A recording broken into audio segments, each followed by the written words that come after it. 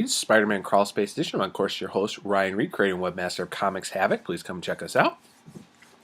So let's talk about Superior Spider-Man number 8, the big issue before the big issue in issue 9. So let's get right to the pros right here. First of all, I think my favorite part here was actually seeing Dr. Octopus actually find a little bit more redemption, helping the little girl and saving her life from her neurological problems and all that. Also, I like how the fact he kind of talked himself out of everything with the Avengers once again.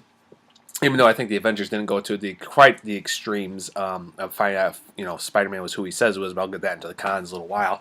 Another thing is actually, the art actually was not bad at all. I think Ramos is doing a decent job here with the story arc and everything. I mean, it's going to be interesting when he returns in a couple issues. But I also like the fact that, now Dr. Octopus was saying himself about how, Peter, the ghost Peter, is actually memories doing everything, but the way they're acting and everything, I think, this is a good way to show that, as smart as Dr. Octopus really is, he might not know as much as he thinks he does about why Peter's memories are trying to overwrite him and, get back to his life. But that leads me right into the cons. First of all, I think that was kind of a lame excuse and everything that, oh no, it's not really Peter's mind, it's in there, it's trying to get out and everything, it's not his ghost and everything, it's just the memories trying to reinsert control.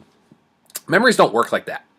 I know this is comics and everything else too, but let's say somebody put memories of somebody in my brain and everything. Why I might not have experienced those. I would definitely see a difference between experiences somebody's lifestyle and not, especially when it was many times showing how Peter was experiencing Dr. Octopus's memories of a kid being hurt, abused, bullied, and everything growing up and everything. And I just, that explanation is just not cutting it right now. I mean, we'll find out more in issue 9 when everything comes, which is supposed to make us madder than, Amazing Spider-Man 700 did.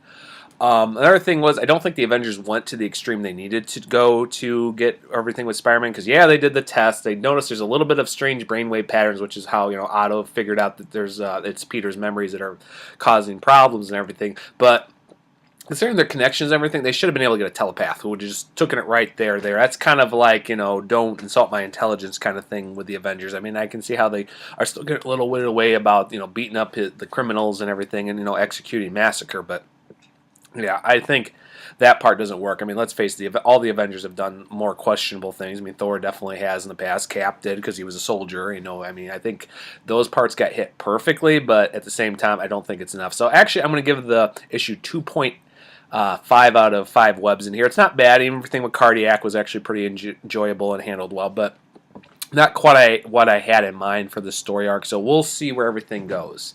So on that note, I will see everybody in a couple weeks when we talk about issue 9, which will be a different review than usual. So